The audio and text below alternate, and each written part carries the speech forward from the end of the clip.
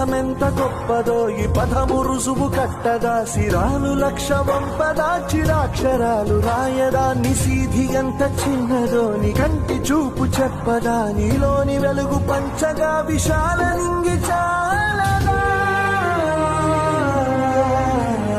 మనుష్యులందు నీ కథ మహర్షిలాగా సాగదా